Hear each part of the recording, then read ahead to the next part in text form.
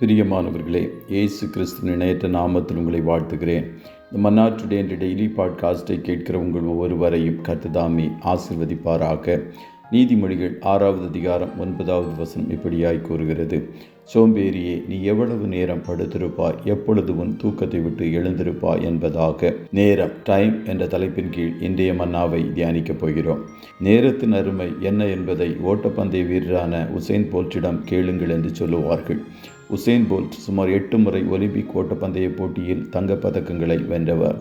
100 metre, 200 metre, 400 metre ஓட்டப்பந்தயத்தில் மின்னல் வேகத்தில் ஓடி பதக்கங்களை குவித்தவர்.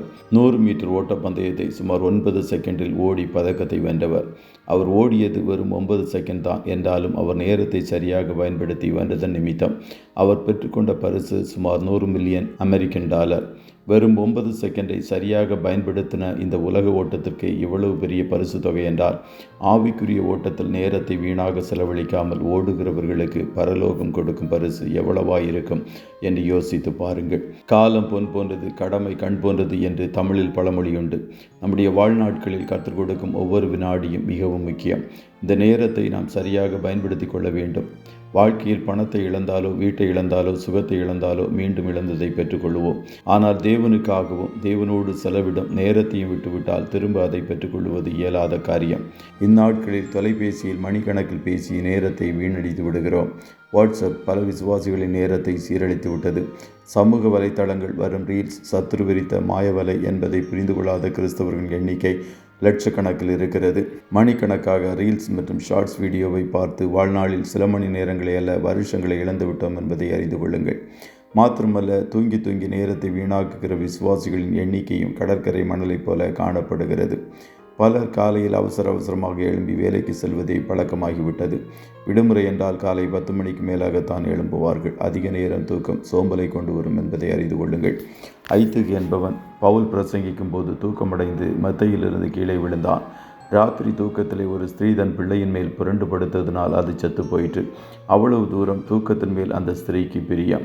தூக்கத்தை விரும்பாதே, விரும்பினால் தரித்திரனாவாய். கண் விழித்திரு, அப்பொழுது ஆகாரத்தினால் திருப்தியாவாய் என்று நீதிமொழிகள் 20:13 கூறுகிறது. தூக்கம் கந்தைகளை உடுத்துவிக்கும் என்று நீதிமொழிகள் 23:21 கூறுகிறது.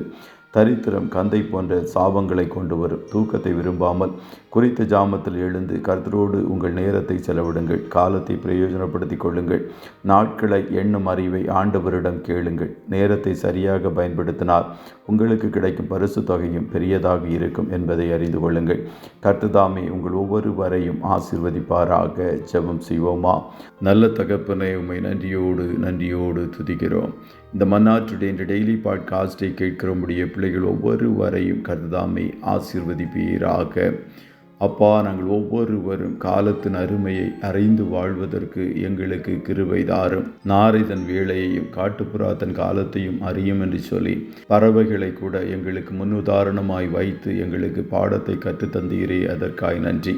ஒவ்வொரு நாளையும், ஒவ்வொரு மணி நேரத்தையும், ஒவ்வொரு நிமிடத்தையும் இன்னும் அதிகமாக உம்மை தேடுவதற்கு நாங்கள் செலவழிக்க கர்த்தருக்கு உதவி செய்யும். இன்றைய தினம் உம்முடைய பிள்ளைகள் கையிடுகிற வேலைகளை ஆசீர்வதியும். போக்கிலும் வரத்திலும் உடனும் காரிய சுத்தியை கட்டளையிடும். ஆட்டுக்குட்டியானவருடைய இரத்தத்தின் பாதுகாப்பிற்குள்ளாய் ஒவ்வொருவரையும் கொடுத்து இயேசுவின் நாமத்தில் வாழ்த்தி ஜெபிக்கிறோம் நல்ல பிதாவே. ஆமே.